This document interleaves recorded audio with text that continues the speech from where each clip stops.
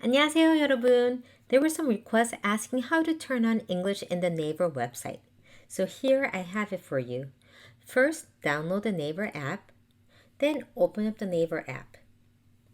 Scroll down to the bottom and you will find the PC version. Even if you can't read Korean, you can see the word PC. Select, and in the bottom right, you will see the three dots appear here.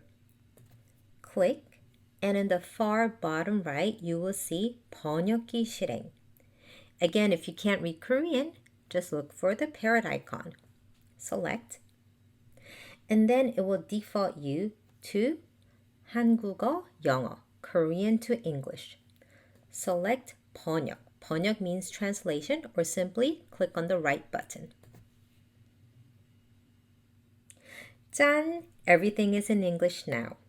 If you want to go back to Korean, just click this button here with the parrot icon. You can switch back and forth.